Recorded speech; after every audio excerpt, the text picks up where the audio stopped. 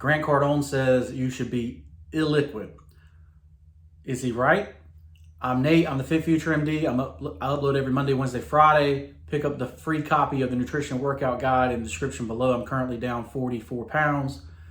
And if you're interested in how I did that, pick up the free copy of the Nutritional Workout Guide. I'm the owner of Insercell. Insercell is family. Together we rise up from humble beginnings to inspire others all over the world with the messages on our t-shirts. Wear your inspiration today and check out the Difference Maker drop out now. Use code FitFutureMD for 20% off. So, Grant Cardone basically says that, whenever you get money, you should just get rid of it, right? Be illiquid, that you should invest in assets that you can't get the money back out, right? And the purpose of this basically is that, number one, he thinks it'll make you work harder to always go back to the grind, be hustling, have to go make the next deal, right? And number two, when you're liquid, then you sell at inappropriate times based on emotion instead of logic. Right? So those are the two reasons that, he basically says you should be illiquid. Basically in assets that you can't just immediately get rid of, right, and sell. But at the same time, he goes against going into an asset that is basically, is an illiquid asset, and that's in your home, in housing, right? So I completely disagree with all three of those, right? So, especially when you first start investing, right? It's about building the habit of investing, right? You may not have enough money to actually go buy an illiquid asset. Illiquid assets are very expensive by definition, right? If something's illiquid, that means it's hard to get rid of. So therefore that means it's probably expensive, right? That's why, you wouldn't know from 2019, 2020, 2021, and part of 2022, but housing is supposed to be very illiquid, right? You're not supposed to put your house on the market and get 20 things to choose from, right? There's usually one, maybe two perfect buyers for your home, so just keep that in mind. It's not supposed to be a liquid asset. It was in 2019, 20, 21, 22. It was very liquid, right? But even in that time, we were still able to find a below, basically a discounted deal that we could repair, and I call it a wedge deal. But we were able to do that. And like I say, you're gonna live somewhere anyway, right?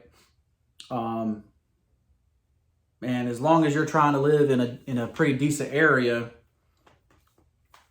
there's really no reason to not purchase a home and keep part of the money that you are spending, right? So say even if you're going to live there only 2 years, obviously you're going to live there 6 months to 1 year. That's why we didn't buy as soon as we got here, right? Because we thought, we move around. We're probably only going to be here a year. I was in medical school thinking I was going to do rounds in Atlanta, Chicago, maybe Houston, so we thought we weren't going to be here long term. If we had bought at that time, we would have tripled what we've made now, right? So, and we would have been on the beach at the time. But so you don't really know how long you're really going to end up being in the place, right? So, keep that in mind when you go to rent a place, right? Obviously, if you don't have the money, you don't have the money. You don't have the down payment, you don't have the down payment. But anyway, but basically Grant says you should be illiquid. And I completely disagree with that, right? I think when you first starting out investing, you're learning you should be in liquid. I would be in liquid. I am in liquid assets, right? So I would buy ETFs, and learn about RSI and learn about market trends and, all kinds of stuff. What cycle of the market that we're in, right? Like 2019, 2020, 2021, 2022, those were, different markets than any market in history, really. Like, no market has flown up.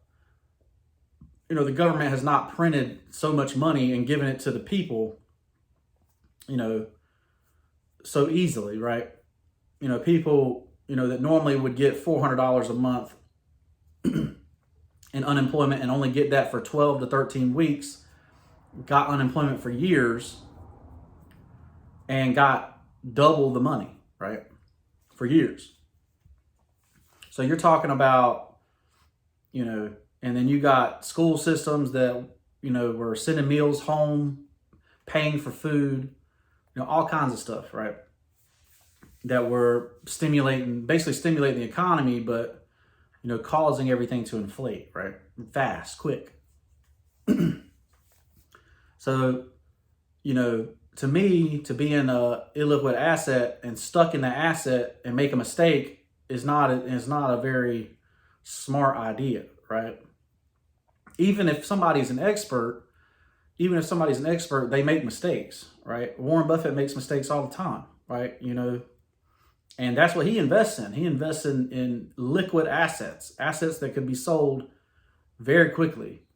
You could see from his last quarter, he got out of GM, right?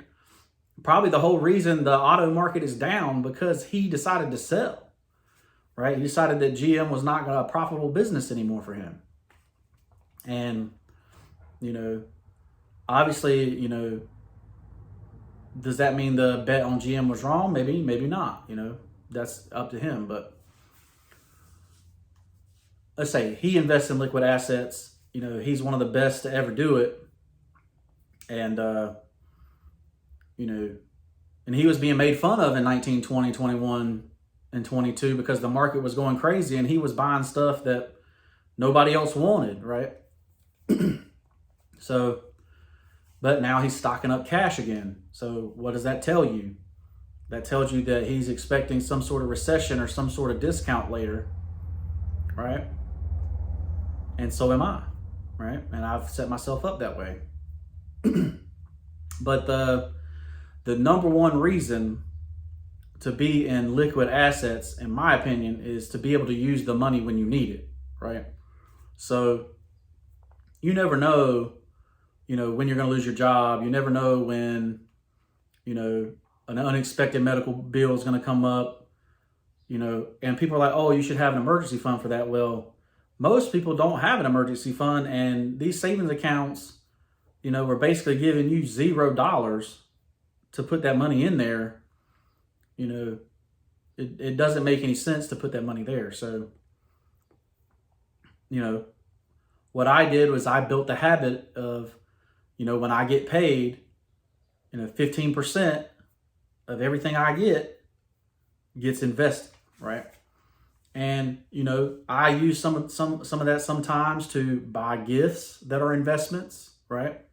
So, for instance, I gave my brother a share of Johnson & Johnson stock for his wedding, right? Because our last names are Johnson. So it's basically saying, hey, welcome to the family business, right? But, that was kind of the idea. It makes sense to gift somebody a gift that keeps giving and not herpes, right? So, that's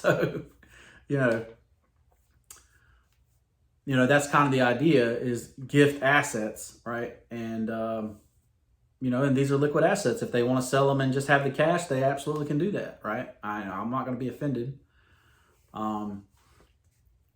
Let's say Robert Kiyosaki, recommends starting with silver, right? You just go into the silver and buying a coin, right? As just a habit, like, so you can start at different levels. If you only have $20, $30, you can start with silver. You can start with a baseball card, or, whatever, something that's an investment, right?